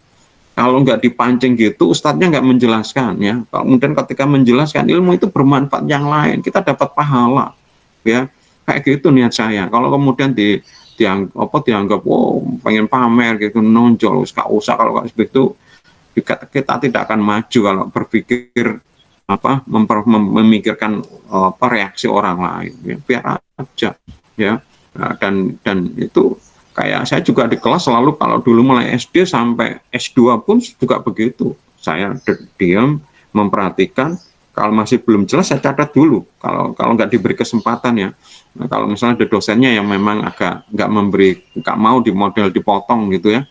Gitu ya sudah, saya tulis di catatan itu, saya tulisin pertanyaan satu apa, saya kumpulkan gitu ya. Terus kemudian ketika ada selah gitu ya, mungkin dia lagi berhenti atau apa, lah ketika berhenti itu saya tanyakan, atau ketika dapat kesempatan ya, bukan mau tapi kalau misalnya ada efek, yaitu ketika saya kok sering bertanya kemudian diingat sama dosen, ketika diingat sama dosen sehingga saya mendapat perhatian ya, sehingga nanti saya dapat nilai, menurut saya itu efek dampak kalau di sosiologi ya. Contoh dosen-dosen S2 saya, padahal mereka ini para profesor-profesor yang punya jabatan-jabatan ya, karena dosen saya waktu S2 itu bukan dosen universitas, itu dosen-dosen dari luar ya, istilahnya dosen terbang ya, dari Jakarta, dari Bandung. Mereka datang ngajar, selesai pulang. Jadi datang itu cuma hanya ngajar ke kita ya. Sampai sekarang itu baik hubungan dengan saya, bahkan jabatannya sudah rektor padahal ya. Sampai saya itu, padahal itu bukan universitas ecek-ecek, Universitas Pajajaran komunikasi lagi. Komunikasi yang paling tua di Indonesia kan di Universitas Pajajaran ya, kalau nggak salah yang tua ya, UGM mungkin ya. Tapi UGM itu bukan komunikasi waktu itu. UGM lebih ke publisistik, istilahnya publisistik itu ke jurnalistik. Tapi yang real komunikasi itu di Pajajaran. UI Pak, UI masih kalah dengan Pajajaran, tapi kemudian memang UI yang paling terkenal ya untuk komunikasinya. Itu saya jauh hubungan, sehingga nilai-nilai saya baik gitu. Maka kalau kemudian saya ranking 1 di kelas S2, bukan karena mungkin saya pinter ya, saya lihat ada yang temennya pinter-pinter ya, dan saya pada waktu itu bukan real dosen, saya karyawan. Saya cuma mengajar seminggu sekali aja, karena memang diberi sama kantor itu cuma diberi kesempatan ngajar sekali, yaitu di Universitas Dinamika ini. Lah Universitas Dinamika kan cuma ngajarnya siang, sehingga supaya tidak mengganggu waktu saya hanya diberi kesempatan ngajar cuma sekali. Jadi saya di situ di kelas itu nggak dosen sebenarnya, justru teman-teman yang lain itu dosen-dosen semuanya ya. Ya makanya kalau sekarang saya nggak bisa doktor ya, karena profesor saya mungkin bukan dosen secara murni. Kalau teman-teman memang dosen ya, sehingga setelah S2 mereka bisa S3 karena memang dari kampusnya dapat kesempatan untuk kuliah ya. Karena kalau S3 itu SPP-nya mahal ya. Kalau saya sih kepinginnya S3, tapi kalau saya harus bayar diri sendiri ya nggak mampu. Tapi kalau nyari beasiswa saya berat, karena kan bersaing dengan teman-teman dosen lah. Tentu karena jatah S3 ini sedikit ya, tentu pasti akan diberikan prioritasnya kepada dosen-dosen tetap di Dinamika sana ya. Ya kayak dulu S2 ya saya biaya sendiri, tapi S2 nggak terlalu banyak. Kalau S3 ratusan juta gitu ya. Jadi teman-teman saya sekarang yang S2 sudah banyak yang S3, mungkin ada 2 atau 3 yang S3 ya, tapi nggak biaya sendiri, mereka dapat dari beasiswa, entah dari pemerintah atau dari kampusnya. Nah ini contoh teman-teman, bisa dipakai ilmu saya ini ya. Jadi kalau kalian banyak aktif ya, seperti contoh dulu ya di mata kuliah sebelumnya, kalau nggak salah di teori periklanan siapa itu Misalnya, saya mengingat si Fatwaldi misalnya, itu sering menjawab itu. Nggak tahu kok sekarang di semester ini Fatwaldi kok sering nggak jawab ini. Sehingga saya jadinya tahu, padahal saya terus terang ya, kalian ini belum pernah bertemu muka dengan saya. Ya, sehingga saya nggak bisa membayangkan seperti apa. Beda dengan beberapa mata kuliah yang lain. Ketika kuliah daring, saya masih mengingat di kelas yang sebelah kalau nggak salah. Karena sebelumnya pernah tahu ya, di sini mungkin ada ya mungkin ya yang ikut juga, yang mungkin angkatan yang lama. Kalau angkatan lama saya masih mengingat kayak misalnya Theo ya, Edwin ya, itu masih mengingat ya. Kalau nggak salah di sini ada nggak ya? Nah, tapi ini yang ini menurut saya baru semua ini ya, baru ya. Tapi saya merasa ketika apa namanya banyak yang jawab seperti Aini gitu ya, dulu Aini bukan jadi ketua kelas tapi dulu juga aktif menjawab, sehingga saya merasa akrab dengan Aini. Jangan cemburu ya Pak Waldi ya, karena Aini sering menjawab ya gitu, dan sekarang saya merasa akrab dengan Daniel ya, Daniel sering menjawab juga ya, sehingga siapa yang aktif ini yang kemudian diingat sama dosen. Pak Yusuf boleh nggak ya? Justru boleh, kalian memang seperti itu ya. Kalau nggak seperti itu, kalau kalian cuma mikir wah nanti dianggap ini ya, sudah, kalau kamu hidup cuma memikirkan omongan orang ya kalian nggak maju ya. Selama kita lakukan benar ya nggak usah memikirkan omongan orang ya, karena kalau kebenaran itu berdasarkan orang ya, kalau kata kitab suci ya tunggulah kehancurannya ya. Kita selama ini benar dan niat kita benar ya, kenapa bingung memikirkan itu. Loh, ini Pak Yusuf dari model kok cerita kemana-mana ya, kembali ke laptop ya. Oke, model Laswell ya memiliki fungsi sebagai pengawasan lingkungan, berkorelasi berbagai bagian terpisah dalam masyarakat yang merespon lingkungan dan transmisi warisan sosial ya. Jadi ini yang paling saya suka ya, model komunikasi yang paling saya suka dan sampai sekarang saya hafal ya. Jadi kalau misalnya disuruh menjelaskan tanpa harus saya hafal-hafal yang cara ingat-ingat ya Laswell ini, who says what in which channel to whom with what effect ya. Oke, model yang ketiga, nah ini juga model yang cukup terkenal juga ini, Shannon and Weaver ya. Ini dua orang ini ya, dua orang, nama lengkapnya saya lupa itu ya, Shannon dan Weaver ya. Ini modelnya seperti ini ya, ada information source, ada transmitter, ada receiver, ada destination ya. Di tengah-tengah itu ada noise source ya. Nah, di antara transmitter dan receiver itu ada signal dan receiver signal, receive signal.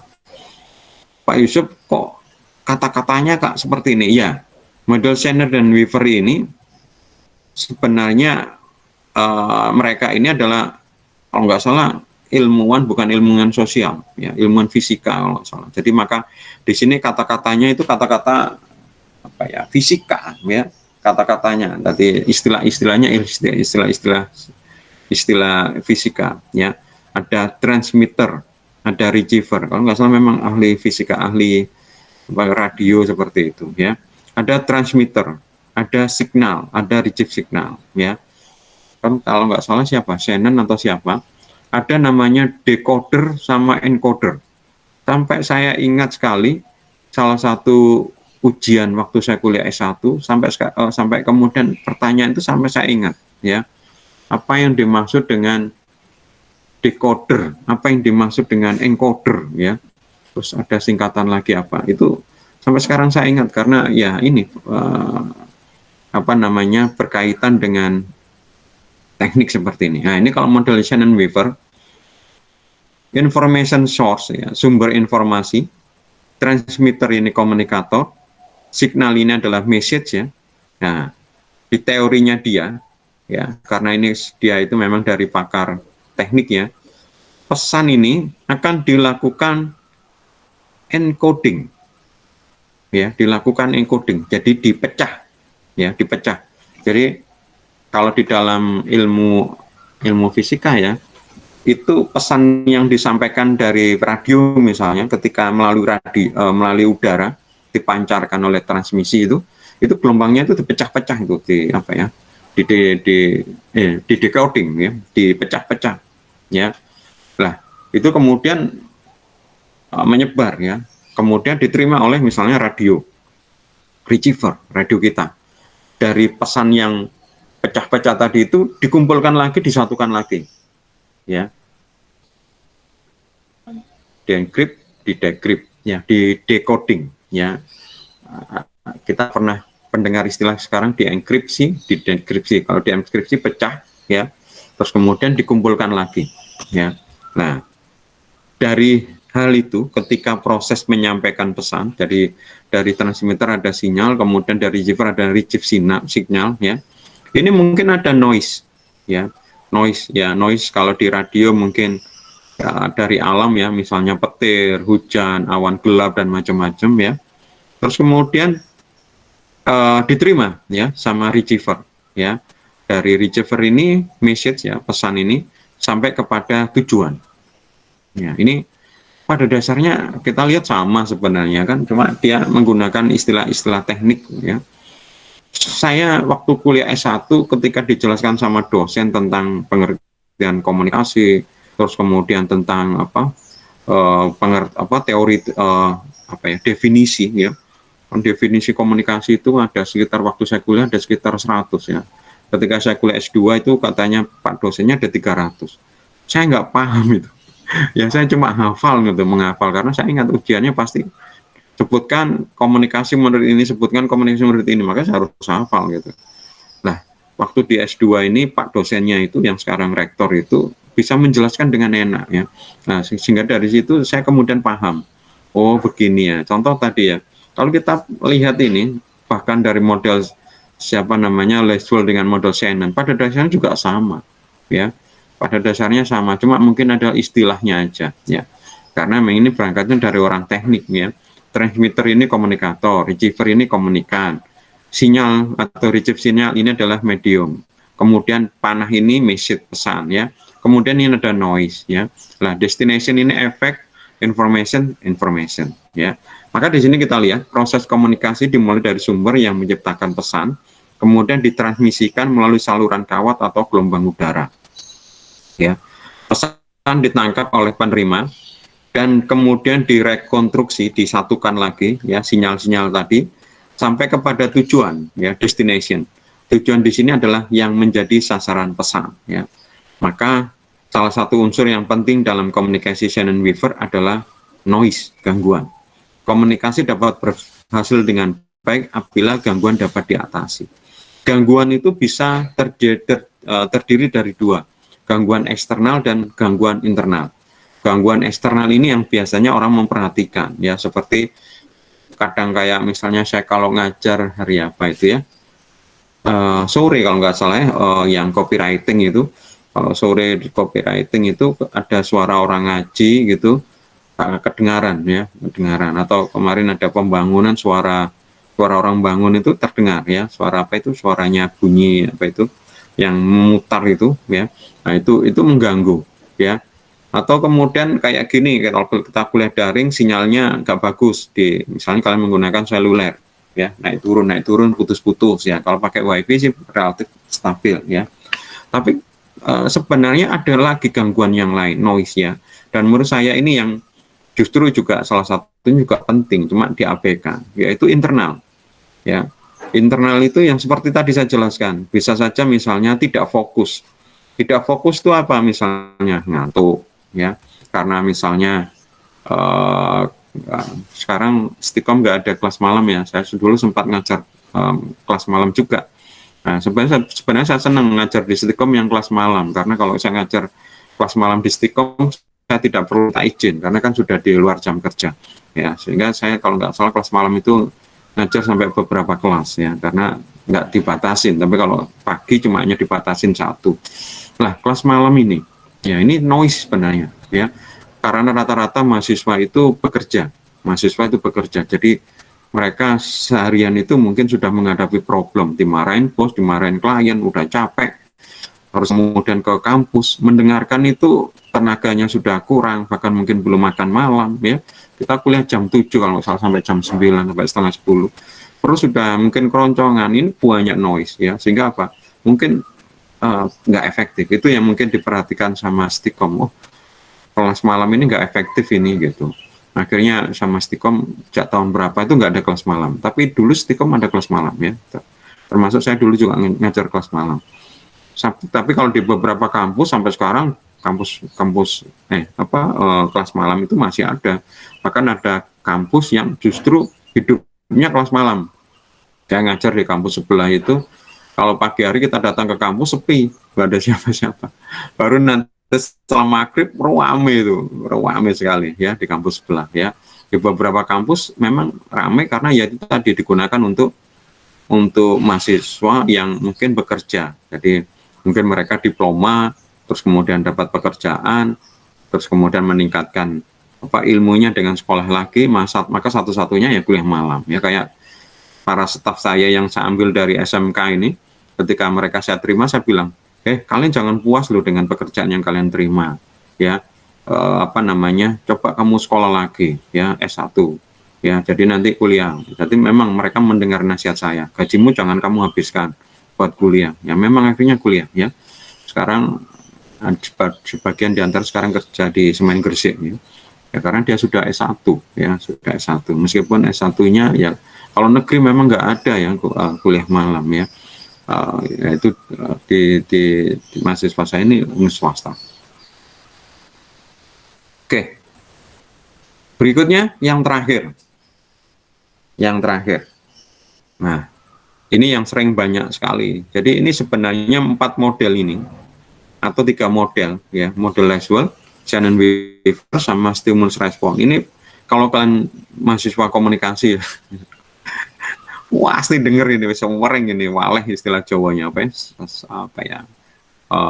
banyak lah saya istilah bahasa Indonesia itu, saking banyaknya mungkin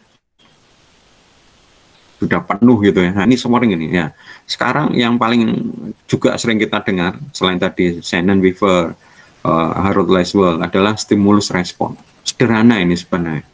Stimulus respon ini ya cuma ada efek, ada stimulus kemudian ada respon ya. Model SR ini menggambarkan komunikasi sebagai proses aksi reaksi menurut. Ada aksi, ada reaksi. Reaksi jadi aksi, ditangkap lagi reaksi. Kayak gitu ya. Mengasumsikan bahwa kata-kata verbal, lisan tulisan, isyarat-isyarat nonverbal, gambar-gambar dan tindakan-tindakan tertentu akan merangsang orang lain untuk memberikan respon dengan cara tertentu. Ya. Sebenarnya stimulus respon ini juga dikembangkan juga dari sosiologi ya. Jadi ini berkenaan ketika pemerintah misalnya ingin membuat kampanye biasanya kampanye yang berkaitan dengan perubahan sosial ya. Kalau istilahnya di ilmu sosiologi namanya innovation diffusion ya, di mana hal itu baru di tempat itu dan orang-orang nggak mau berubah biasanya karena ngapain berubah, yang ini oke-oke aja lah. Kemudian dikembangkan sebuah model ya supaya bisa mengakomodasi bagaimana kemudian bisa mereka berubah. Ya, saya ingat kalau mata kuliah ini, ilmu ini biasanya nanti akan banyak dikembangkan di mata kuliah namanya komunikasi pembangunan. Komunikasi pembangunan lebih ke arah komunikasi dan tadi itu retorika yang kepinginnya berefek ya, berdampak untuk kepentingan pemerintah. Contoh dulu kalau kita sering dulu ya, nggak tahu kalau sekarang ya. Dulu waktu saya kuliah S1 itu seringkali kita ada kuliah lapangan ya, kuliah di kelas terus kuliah di lapangan ya. Beberapa mata kuliah memang selalu begitu. Jadi kita sering sekali kuliah itu nggak hanya kuliah di kelas, tapi ya tinggal di tempat penduduk. Yang bayar ya. Karena kan ya ditanggung sendiri biayanya ya, bukan dari kampus. Kampus cuma hanya mengizinkan. Jadi misalnya contoh ada mata kuliah komunikasi tradisional. Ya kita tinggal di waktu komunikasi tradisional itu kita PKL-nya itu di Tumpang Malang. Saya ingat sekali karena di situ itu ada orang Indonesia yang pekerjaannya itu dalang ya. Tapi ya memang namanya dalang, pekerjaannya dalang. Jadi kalau sehari-hari ya dia latihan gitu ya. Dia punya sanggar buat latihan ya. Latihan di situ. Ya nanti kalau ada tanggapan, jadi penghidupannya ya dari dalang itu. Jadi kerjaan sehari-harinya yang dalang. Ya, jadi kalau nggak ada pekerjaan, maksudnya nggak ada tanggapan, ya dia latihan. Ya, di Tumpang Malang. Rumahnya besar sekali, terus sanggarnya itu kayak di lantai 2 kayak gitu ya, banyak sekali alatnya. Nah, yang menarik, kenapa kok saya ingat pada waktu itu, istrinya orang bule, cantik istrinya orang bule cantik ya. Ya nggak tahu bagaimana ya kok bisa gitu, tapi dengar-dengarnya si bule ini seorang ilmuwan, ya seorang peneliti dari Amerika yang melakukan penelitian di situ. Ya mungkin karena istilah Jawa Trisno Jalaran Soko Kulino akhirnya menikah ya. Bahkan ketika kita ke sana itu anaknya masih bayi, sehingga sambil nyanyi si bule ini apa namanya nyinden ya, nyanyi Pak itu sambil menyusui ya. Nah ini kita hidup di situ. Terus kemudian yang paling ingat ya, karena sekarang tempatnya jadi tempat yang terkenal seluruh dunia. Di Porong ya, di Porong, yaitu mata kuliah apa ya, kok saya lupa nama mata kuliah, tapi saya ingat tempatnya, yaitu yang sekarang jadi Lumpur Lapindo itu ya, desa itu namanya Desa Siring. Saya ingat sekali ya, karena pagi-pagi setelah sholat subuh, kalau teman-teman tidur lagi, saya jalan-jalan dan kemudian saya ngelewatin jembatan ya, jembatan di atasnya tol ya. Saya jalan-jalan di situ melihat tanahnya subur, banyak sawah menghijau kayak gitu ya. Sekarang ya hilang itu, jalan tolnya juga sudah terendam, yang tersisa apa? Pondasinya itu ya, makanya ada namanya jembatan buntung itu, karena tinggal buntung itu juga jembatan lewati Desa Siring ya, saya di situ ya. Jadi memang dengan cara itu kita belajar ya, bagaimana ya, contoh misalnya di situ kita dapat target bagaimana membuat kebiasaan orang yang dulu biasanya misalnya mandi itu di sungai ya, jadi atau mungkin mandinya di rumah tapi nggak punya WC-nya ke sungai, nah, kayak gitu loh ya, sehingga terus kemudian pemerintah kepinginnya masyarakat itu punya WC sendiri ya. Nah ini kebiasaan seperti ini kan sesuatu yang biasa terus diubah ya. Mungkin di Amerika WC itu sudah banyak ya, sedangkan di kota pun juga mungkin ada, tapi di tempat-tempat tertentu di desa itu nggak ada ya. Jadi kalau mereka mau buang hajat ya kemana, ke Blumbang apa istilahnya, ke danau, ke sungai atau apa, tapi kalau mungkin mandi ada di belakang rumah gitu, hanya cuma mandi kayak gitu ya. Jadi ini yang mau diubah. Nah, untuk memahami seperti ini ada namanya teori difusi inovasi, yaitu menggunakan konsep stimulus respon. Artinya komunikasi yang disampaikan di dalam proses kampanye ini biasanya lebih menggunakan menggunakan paham stimulus respon. Jadi sifatnya biasanya dua arah. Mereka diajak ya, dikumpulkan di balai desa, terus kemudian dibicarakan dengan menggunakan bagan-bagan yang sederhana ya. Terus kemudian biasanya dipanggil atau dijadikan jadikan model masyarakat yang sudah mengadopsi ya, sudah menggunakan perubahan itu, tanyain gitu, diam jawab gitu. Terus kemudian yang khalayak itu juga bisa bertanya ya. Sebelum itu mungkin ini menjelaskan kenapa kok sampai mengadopsi. Nah, dari situ bisa bertanya dengan cara begini, keberatan masalah-masalah ketika ketakutan ya, orang Indonesia kan kadang-kadang begitu, ketakutan yang belum terjadi itu bisa dijawab ya dengan yang sudah melakukan itu. Jadi modelnya stimulus respon ya. Jadi ini sebenarnya banyak, nggak hanya untuk itu, pada dasarnya semuanya konsepnya seperti ini ya, yaitu ada aksi reaksi ya. Jadi ketika si komunikator ngomong, komunikator mendengar, dia akan mereaksi, menyampaikan lagi feedbacknya, didengarkan lagi sama komunikator mungkin akan melakukan lagi aksi lagi atau mereaksi lagi terhadap si komunikan, dan terus seperti itu ya, seperti itu. Mungkin soal apa ya, baru gabung ini Alif, mungkin ada yang mau ditanyakan, kurang 10 menit lagi. Kalau tidak ada ya, saya minta kalian mendiskusikan, diskusi kelas ya, diskusi kelompok ya. Kita beri waktu 5 menit ya. Silakan out dulu dari kita, kalian diskusi kelompok ya. Terus 5 menit lagi gabung lagi di sini. Tolong kalian jelaskan ya. Kira-kira ya, di dalam komunikasi sekarang via WhatsApp ini, kira-kira modelnya itu seperti model apa? Ya, modelnya. Ya, cepat kita bisa memahami komunikasi via WhatsApp yang sekarang banyak terjadi itu. Untuk bisa menggambarkan itu, coba kalian bikin model. Entah dari model yang ada kalian bisa pakai, tapi kalian nanti jelaskan, atau mungkin kalian bikin model sendiri, atau menggabungkan bermodel, atau pakai modelnya apa, tapi kemudian kenapa menggunakan model ini, terus kemudian kalian menjelaskan itu seperti apa. Ya, silakan kalian boleh logout dari sini, kemudian apa namanya diskusi, atau terserah saya serahkan kepada masing-masing ketua kelompoknya untuk diskusi, ya, atau mungkin diskusi via WA. Langsung praktek Pak, monggo ya. Setelah itu 5 menit lagi kita ngumpul di sini, saya minta hasilnya, ya, hasilnya.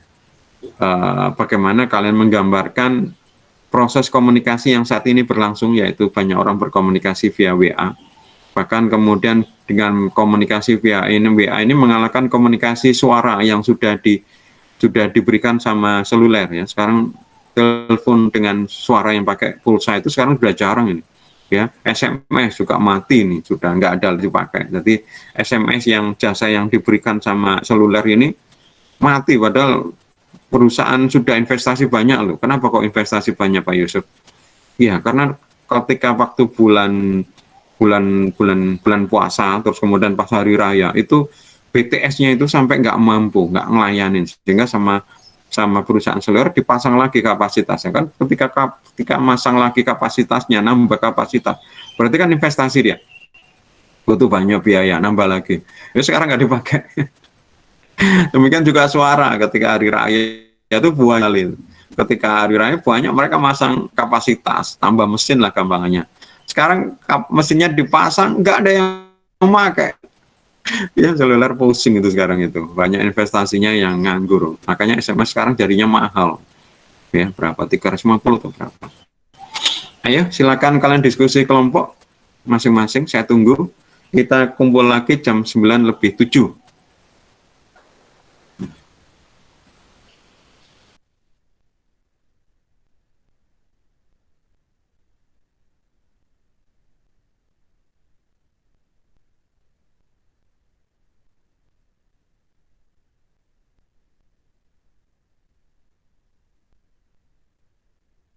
Kenapa kok raise hand? Mau tanya Pak, ini tadi saya absen tapi nggak bisa Pak. Kamu absen pukul berapa?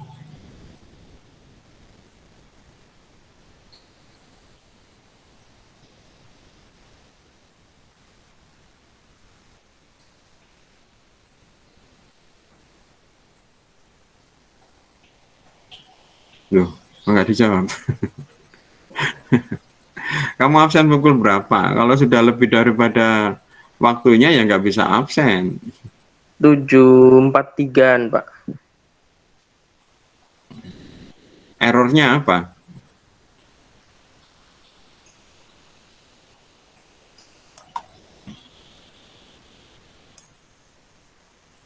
Kamu ngekos atau bagaimana? Errornya itu nggak muncul Pak, itu tombol itu kayak gitu biasanya. Mana? Kamu ngekos apa enggak? Enggak Pak. Ya, itu biasanya itu gara-gara saya ngeset fitur titip absen saya aktifkan. Ya, kalau saya matikan biasanya baru bisa. Oke, sekarang saya matikan fitur apa namanya? Fitur titip absen dan saya perpanjang. Monggo yang belum presensi saya beri waktu sampai saya beri toleransi lagi 5 menit dari sekarang, yaitu pukul 9.10 ya. Baik Pak, terima kasih. Ya.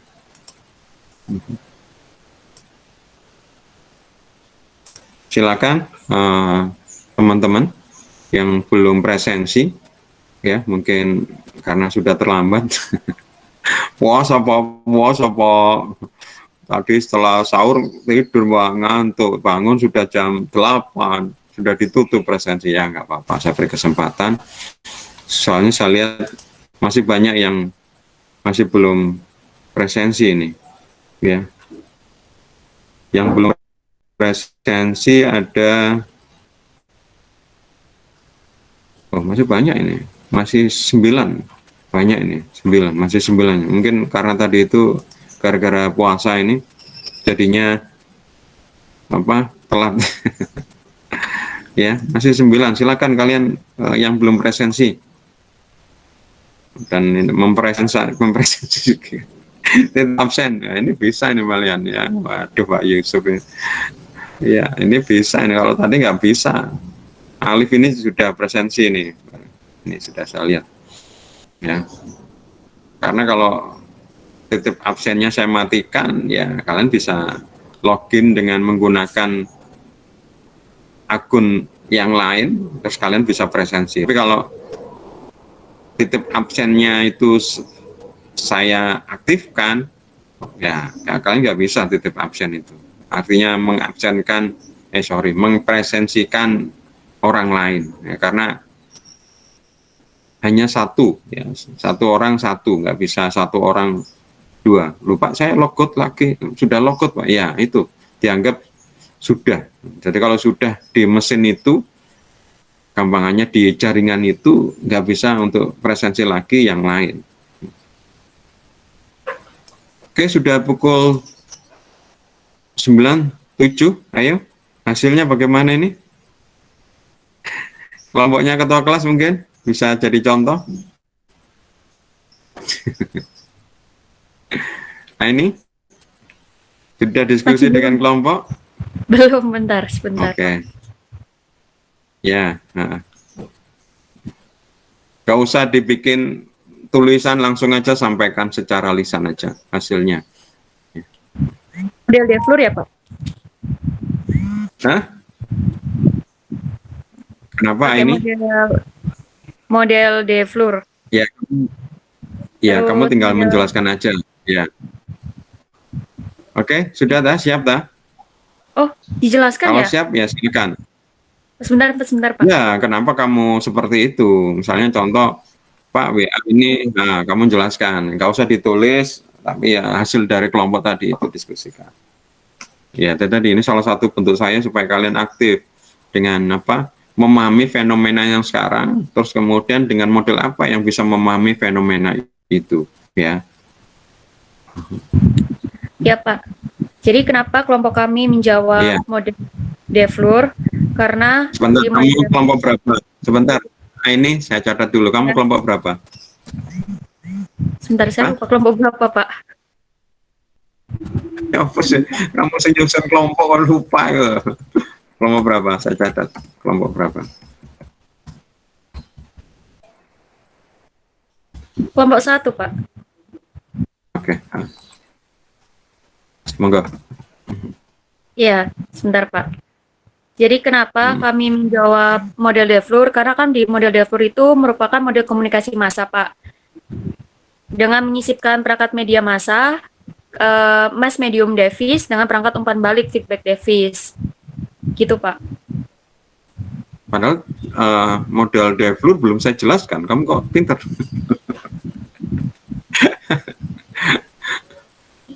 Dapat dari mana kamu ini kok? Saya belum menjelaskan model Devlur kok kamu malah menggunakan model itu. Ada di PPT mana tadi ya? Univ mana gitu Pak? Oh, berarti kamu itulah. Ya, Iya. ya bisa. Nah, memang saya bilang tadi model itu banyak ya, dan model Devlur itu juga yang kita pelajarin. Cuma 4 ini yang terkenal, memang terkenal, dan masih banyak sebenarnya. Oke, ya, oke, terima kasih. Mungkin ada kelompok yang lain? Kelompoknya ketua kelas dahulu, Karima. Karima sama ini satu kelompok tak ini? Iya, Pak. Oh gitu. Berarti selain kelompoknya Aini sama Karima mungkin mau presentasi lagi hasil dari diskusi. Ya ini yang kekurangan dari apa namanya aplikasi Google Meet ini. Ya kalau di Zoom meeting itu saya bisa ngeset langsung otomatis kalian nanti di layar kalian itu nanti cuma hanya kelompok kalian ya. Ketika saya set itu langsung kalian diskusi dengan kelompok kalian. Jadi ya kayak gini tapi cuma anggota kalian aja ya. Itu kalau di Zoom meeting ya.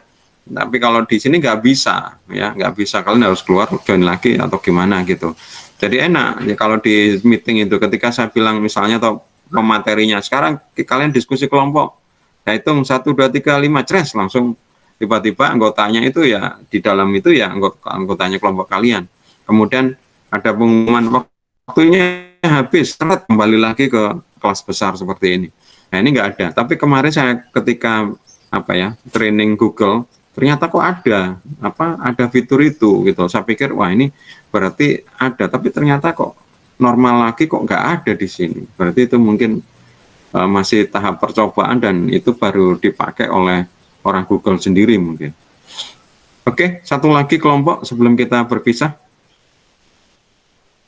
Nah ini nakalan ini belum saya jelaskan model Devlur malah menjelaskan Devlur, padahal kalau saya tanyakan model Devlur itu seperti apa malah nggak bisa.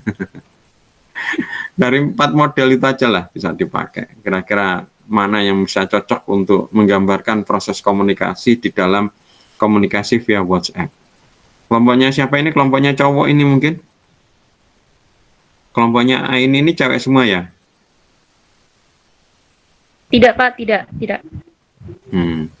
Ya, siapa yang mau maju lagi kelompoknya? Siapa yang sudah diskusi?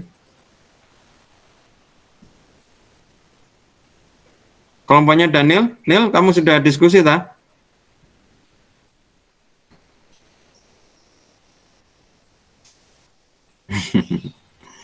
Ya, oke. Silakan Iya, Pak. presensi ya. Lagi. Aduh, ini susah juga. Ya, silakan presensi bagi yang belum presensi ya. Sudah saya perpanjang lagi toleransinya sampai pukul berapa tadi itu? Ya. Oh, 9.15. Jadi masih ada waktu 3 menit lagi. Monggo. Teman-temannya yang belum presensi diberitahu dan ada waktu beberapa menit untuk presensi. Oke, ada yang mau maju lagi? Kalau nggak ada, kita akhirin ya perkuliahan pagi ini. Hari ini kita belajar. Ya, monggo Dido, silakan terakhir. Ini Pak, Sharon and Weaver. Sebentar, saya catat dulu. Kamu kelompok berapa?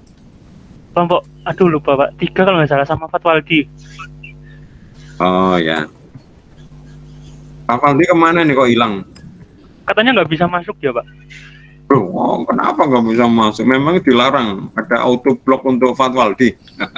Nggak tahu, sama Bapak belum ini paling di admit. Enggak lah, nggak ada. Kalau ada pasti cendung, kalian pasti juga dengar itu suara cendung. Oh, nggak tahu lagi Pak. Coba langsung aja. Model komunikasi ini Pak, Shannon and Weaver. Ya. Soalnya ada informasi, ada pesan, saluran penyampaian, sinyal, dan receiver, alat penerima. Dan ya itu Pak. Tapi kamu belum menggambarkan bagaimana fenomena WhatsApp itu digambarkan seperti itu. Coba WhatsApp itu kan kadang-kadang komunikasi tidak langsung, ya. Kamu mengirim pesan ke orang lain itu belum tentu langsung dia tahu gitu, ya. Bahkan sampai lama pun bisa sampai sehari semalam pun nggak dibaca juga, ya. Padahal kalau model si tadi itu Shannon Weaver itu sudah langsung ya, karena proses penyampaian pesan langsung di decoding ya, jadi sudah langsung ditangkap kemudian langsung diolah ya, nggak apa-apa. Terima kasih. Tapi memang fenomena WA ini lucu sebenarnya ya. Mungkin benar yang dijelaskan sama ini tadi itu ya. Jadi model yang saya sampaikan ini mungkin belum cocok untuk menjelaskan tentang fenomena komunikasi via WA ya. Ini maksud saya memang apa yang saya terangkan ini karena keterbatasan waktu hanya pancingan aja. Model-model komunikasi banyak ya, kayak Devlur itu ya, dan masih ada banyak-banyak yang lain ya. Kebetulan saya memang anak komunikasi jadi ya tahu juga itu model Devlur. Nah itu mungkin kalian pelajarin lagi di lain ya. Model Devlur itu mungkin lebih tepat bisa menggambarkan fenomena WhatsApp dibanding yang tadi saya jelaskan, ya. Model-model yang tadi saya jelaskan mungkin lebih tepat sebagai proses komunikasi retoris, ya, untuk penyampaian kampanye dan macam-macam yang sifatnya langsung didengar dan memiliki efek, ya. Enggak, ini hanya sebagai pancingan aja, ya. Seperti juga kemarin saya cerangkan tentang teori klasik komunikasi, itu semua juga banyak teori-teori klasik lagi, cuma memang itu yang paling terkenal, ya. Tapi nggak hanya di situ, sebenarnya nanti di pertemuan berikutnya nanti kita akan nambah lagi teori klasik komunikasi, ya, karena memang masih banyak dan kemarin cuma hanya beberapa. Kalau model mungkin kita berhenti di sini, kalian mau mempelajari lagi di tempat lain silakan, ya, karena bagaimana juga banyak, ya, apalagi fenomena sosial itu harus yang banyak yang bisa dijelaskan, ya. Oke, waktunya mungkin sudah habis, kalian mungkin setelah ini kuliah, mohon maaf kalau saya agak perpanjang waktunya. Terakhir saya terakhir semoga ilmu yang kita pelajarin pagi ini bermanfaat, dan saya mohon maaf kalau mungkin ada kata tindakan yang tidak berkenan. Selamat pagi, Assalamualaikum warahmatullahi wabarakatuh. Waalaikumsalam warahmatullahi wabarakatuh. Makasih Pak.